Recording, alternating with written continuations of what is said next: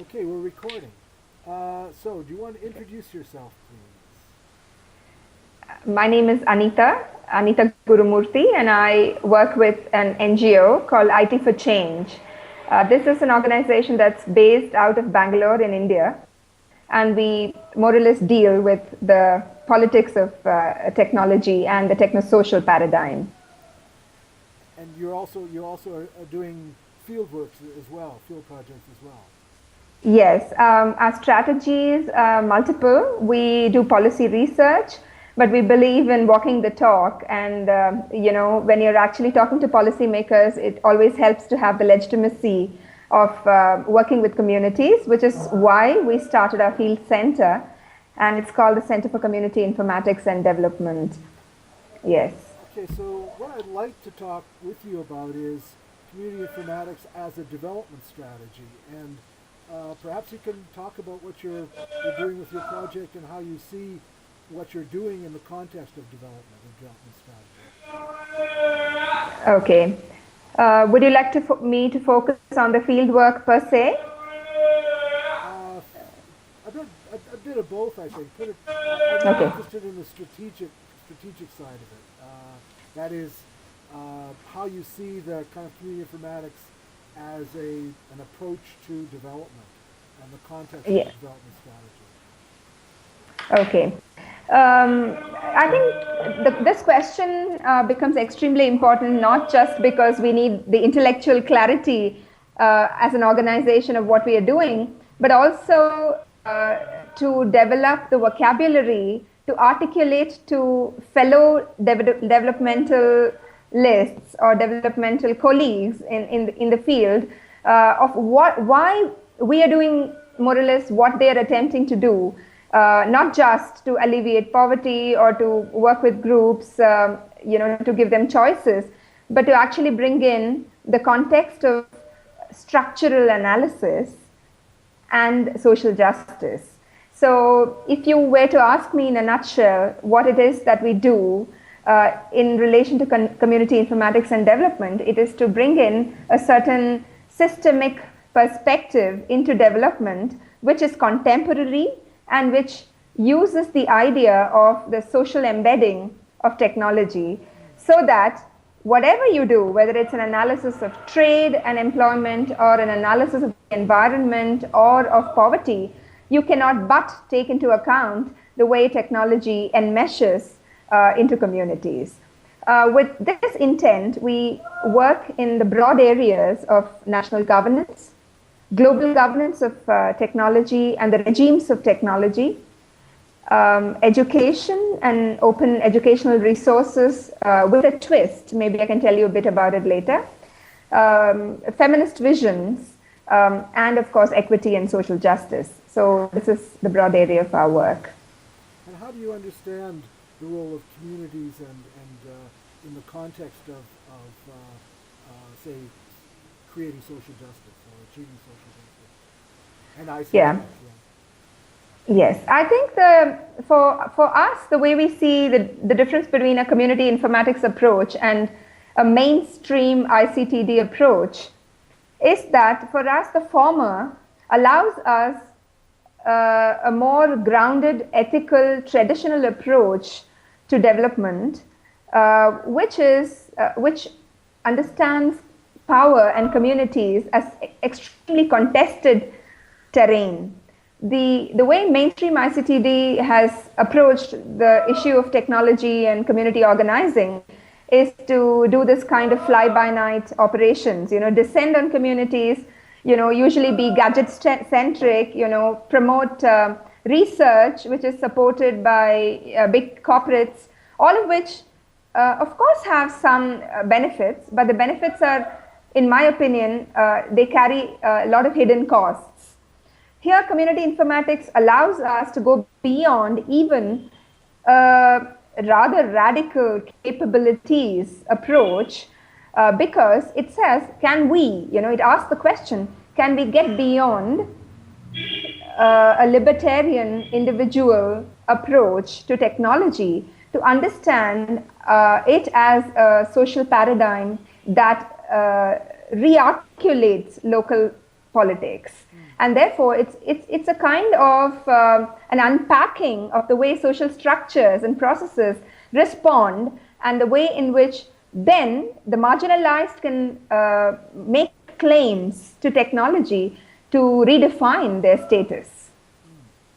That's very interesting. And then how do you how do you operationalize that? How does that work in practice? Okay, I think what we need to do is to do a couple of things. One is to take the precepts of participatory development, which is now at least 40 years old. It has gone through different cycles. It's a self-reflexive field now, participatory development. There's no top-down approach. It is actually a bottom-up approach, in which itself is debated widely in academia. So you take the precepts of participatory development, and then you look at the meanings of technology not as a given, not as predetermined categories. So a Skype, for instance, is not just a conversation between Mike and Anita, but it could actually be a conversation between a woman leader in the community and the rest of her groups who are possibly engaged in some kind of economic empowerment program. And the Skype becomes a documentation or a documentary evidence of what they're transacting online, so that if they're illiterate, they don't have to separately maintain the minutes of that particular meeting in a record or a register, but the Skype conversation itself, becomes a record. So in that context, it acquires an organizational meaning that's in economic empowerment processes that's very different from a personalized, one-to-one conversation between two friends. So what we really do is, through our center, we try to approach marginalized communities working on different agenda. Maybe they're working on a campaign for local electoral participation. Women want to stand for elections in the villages, and they want to use community radio, they want to use community video, they want to use SMS technologies, they want to use mapping or an information center approach to build their understanding of local political agency. So then we, to use a technical language, we customize the technology, we learn on the go to be able to deliver on their expectations or on their aspirations. I think that's a better word. And how do you see that fitting into kind of larger strategies around development say even in the context of India? I think development today without a constructive engagement with technology is a no-go. Because I think what's happening in the larger picture, if you take India's e-governance program, for instance, is that it's a roller coaster. It's one of those big forces which will inevitably take over the development scenario in a rather quiet way, even as you're standing and watching.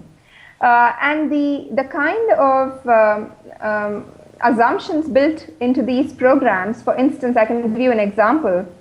The agencies that can bid or submit a tender to the government in order to run these CSCs have to have a certain percentage of turnover every year, which means that in the running to submit a tender, many of the non-profit organizations which would ideally like to run these centers are already out.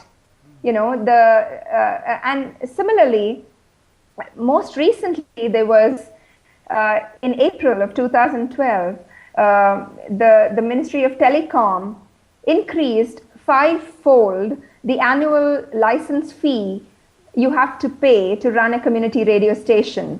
So from $400 a month, it's now $2,000, which means that the kind of people who will be able to run, quote unquote, a community radio station will be maybe very well-placed private universities, or maybe a township which a corporate runs along with its company, but certainly not local NGOs, which should ideally be able to use these licenses. So I think there are many hidden barriers to mainstream participation in relation to technology.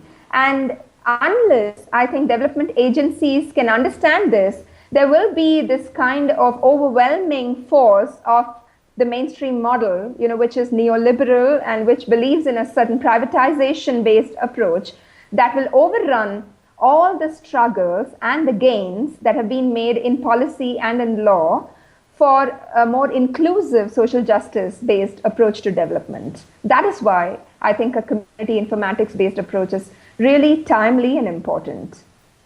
Okay, well, thank you very much. That's great. Okay. So I've been talking to Anita Gurumurthy, and okay, so I'm going to close this off now.